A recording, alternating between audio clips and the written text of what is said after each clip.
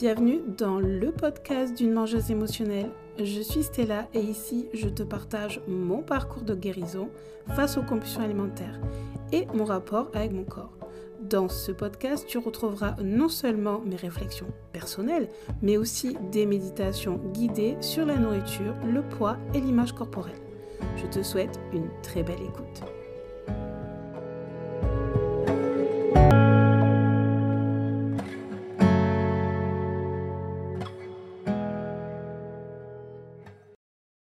Bienvenue à toi dans ce nouvel épisode de mon podcast. J'espère que tu vas bien. Moi, je vais plutôt très bien même parce que je suis super contente de reprendre le podcast, de pouvoir reprendre mon autothérapie. Parce que si tu ne le sais pas, ou du moins si tu débarques par ici, mon podcast, c'est mon autothérapie parce que en fait, j'écris beaucoup mes émotions. J'écris beaucoup le positif comme le négatif sur un carnet. Mais parfois, le fait de parler à voix haute, ça fait un switch, ça fait quelque chose et ça me libère de certains ressentis que j'ai en moi par rapport à mon alimentation, à mon rapport avec mon corps, mon rapport avec mon poids. D'ailleurs, je te le dis direct, mon poids n'est plus un problème en soi. Certes, j'aimerais mincir, mais pour l'instant, c'est pas encore ok. On n'est pas encore en phase, mon corps et moi, de vouloir mincir. Mais ça, je t'en parlerai dans un autre épisode. Alors, ça fait très longtemps que je n'ai pas repris les épisodes, donc le podcast, pardon. Donc, j'ai envie de faire un petit bilan de cette année, parce que ça fait un peu plus d'1 an que j'ai décidé d'arrêter de faire des régimes et des rééquilibrages alimentaires, car pour moi, c'est la même chose. Pour moi, du moins, je te parle vraiment pour moi. L'un comme l'autre, il y a de la restriction. L'un comme l'autre, il faut traquer. Et moi, je suis plus capable de traquer. Et en fait, il y a un peu plus d'1 an, j'ai eu ce déclic en voyant une phrase sur, je sais plus si c'est TikTok ou Instagram, bref. Cette phrase, elle disait, pour obtenir des résultats que tu n'as jamais eus, tu dois faire ce que tu n'as jamais fait. Et en fait, pendant plus de 20 ans, j'étais obsédée par mon alimentation, par mon poids, par rapport à mon physique. Donc, je faisais attention à ce que je mangeais, mais aussi à ce que je faisais du sport pour éliminer le plus de calories ou d'enlever les graisses et de sculpter mon corps. Ça, c'est ce que j'avais dans ma tête pendant plus de 20 ans. Et j'ai décidé de faire autrement le 4 novembre 2023. Pour, en fait, mon objectif, pour cette année, en fait, je vais te dire, mon objectif cette année, c'était d'être débarrassée de ma balance, que la balance ne soit plus quelque chose qui me dicte mon humeur, qui me dicte ce que je dois manger ou quel sport je dois pratiquer. Maintenant, ce n'est plus un problème. Je veux dire, franchement, je ne sais même plus si je me suis pesée aujourd'hui. Si, je pense que je me suis pesée ce matin. Je fais 94 kilos, il me semble. Mais en fait, depuis que j'ai arrêté de faire les régimes, je suis ou à 94 kilos ou à 92 kilos. Ça jauge entre ces deux poids-là. Donc, finalement, pour moi, en plus d'1 an, il n'y a pas une très grande perte. Mais en soi, franchement, c'est pas grave. Parce que progressivement, j'ai réintroduit des aliments que je m'interdisais, des aliments que je mettais en restriction, donc c'est-à-dire pas beaucoup, de temps en temps. Si tu connais le fameux cheat meal, ça c'est aussi encore une vraie connerie. Ça devrait même pas exister ce mot. Donc voilà, j'ai toujours fait comme ça. Et en fait, j'ai décidé de m'attaquer aux vrais problèmes car à cause de ces régimes et rééquilibrage alimentaire, j'ai développé de la boulimie dans un premier temps et puis les 10 dernières années, je vous dirais que ce serait plutôt de l'hyperphagie. Moi, j'appelle ça plutôt des compulsions alimentaires parce que je n'ai pas été diagnostiquée, qu'on soit bien d'accord, mais je trouve que ma consommation au niveau de... ça fait un peu alcoolique, mais bon...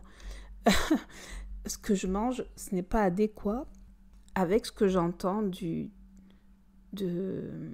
cette maladie.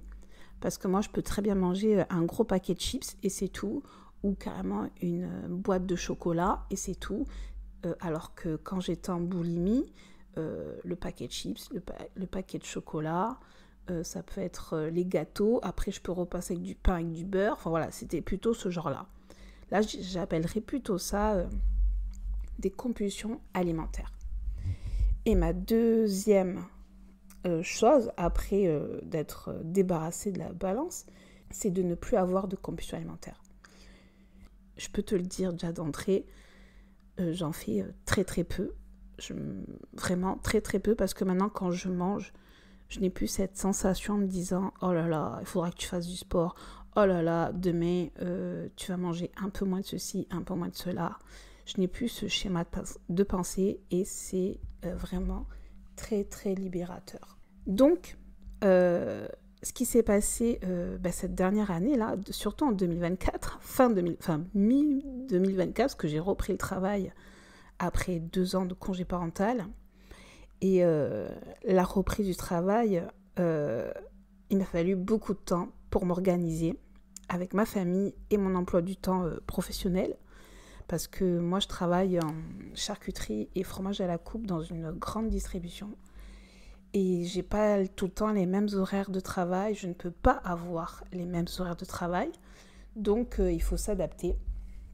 Et c'est pas facile. Mais en tout cas, je suis contente d'avoir repris le travail parce que ça m'a... j'ai envie de te parler d'une story time là. Il y a une story time qui me flash là. J'ai repris le travail et au bout d'une semaine, j'ai une petite collègue, une étudiante. Si tu passes par là, Inès, bisous à toi. C'était un samedi. Elle est partie en pause et elle a pris un Kinder Bueno. Non, pas un Kinder Bueno. Elle avait pris quoi? Comment on appelle ça? Non, elle a pris un gâteau, un muffin, voilà, un muffin au Kinder Bueno. Et quand elle est revenue de pause, j'ai dit, mais c'est à qui ça? Ça a l'air bien bon et tout. Elle me dit, c'est à moi, je l'ai acheté là-bas à ma pause et tout. Ok, je dis, c'est bien et tout. Je dis, j'irai faire un tour. Et cette petite jeune, je la vois que chaque samedi. Et le samedi d'après, elle va en pause, comme d'habitude, parce que moi j'arrive à 12h30, donc en général elle prend sa pause au moment que j'arrive moi le samedi. Et elle prend à son temps de pause ce fameux muffin au Kinder Bueno. Elle arrive, elle me dit, tiens Stella, je t'offre ça pour ton 4 heures tout à l'heure. Bah, vous pouvez pas savoir comme ça m'a touché en plein cœur. Je suis restée con. J'ai limite bégayé, même je pense que j'ai dû bégayer parce que je m'y attendais tellement pas que ce petit bout de femme m'offre ça alors qu'on se connaît de à peine une semaine et j'ai même envie de te dire à peine quelques heures parce qu'on se voit que quelques heures le samedi et le samedi d'après c'est la deuxième fois que je la vois et elle m'offre ça et ça m'a tellement touchée. Et pourquoi je te parle de cette histoire? Parce que il y aurait eu 1 an, même un peu plus, je te dirais même 2 ans, elle m'aurait offert ce gâteau. Je l'aurais pesé parce que nous, on a des balances, comme je suis à la charcuterie à la coupe, on pèse des produits. Je l'aurais pesé, enregistré le poids et le mettre dans mon application. Et je m'aurais dit, ça fait 200, 300 ou 400 calories, enfin peu importe. Et je m'aurais dit, ouais, je vais le manger. Par contre, ce soir, je vais manger quoi? Tu vois ce genre de schéma de pensée? Et bien là, pas du tout. J'ai pris le muffin et je l'ai mangé à 4 heures. Et j'ai pensé à elle. Et je pense encore à elle quand je vois ce muffin. D'ailleurs, si tu as envie de me suivre dans mon quotidien, parce que j'en parle beaucoup plutôt, de mes victoires sur Instagram. Donc n'hésite pas à me rejoindre. Je te mets dans la barre d'infos le lien pour me rejoindre sur Instagram parce que je te partage toutes mes victoires au fur et à mesure. Dès que je ressens dire ouais ça c'est une victoire, je le filme ou je prends une photo, j'ai plutôt que je filme quelques minutes histoire d'y penser et je le remets sur Instagram pour partager ce que j'ai ressenti, ce que j'ai mangé à ce moment-là. C'est surtout principalement sur la nourriture parce que la balance n'est plus un problème, donc je transmets moins sur la balance. Il y a un truc d'ailleurs, un petit truc qui reste en fait mon intention que j'ai pour cette année 2025. j'ai décidé d'accepter mon corps tel qu'il est aujourd'hui. J'ai 20 kilos en trop, c'est ok. Certes, j'aimerais mincir de 10 kilos, mais pour l'instant, ce n'est pas encore ok. J'ai encore des réticences parce que je me dis, pour mincir, il faut faire. J'ai encore cette petite pensée-là. Donc pour l'instant, je laisse de côté.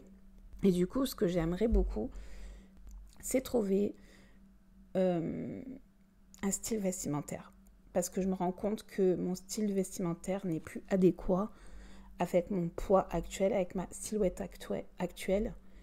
Donc ça, c'est mon intention 2025. Je préfère me donner des petites intentions que des grosses intentions que je suis incapable de tenir ou que ça va me donner de la pression, de l'anxiété. Non. Je pense t'avoir tout dit dans cet épisode. Donc, j'ai envie de terminer par un petit message qui est: n'oublie pas, tu es ta priorité, aime-toi comme tu es, peu importe ce que les gens disent. Toi seul connais ta valeur. Merci de m'avoir écouté et à très bientôt pour un nouvel épisode. Ciao, bisous.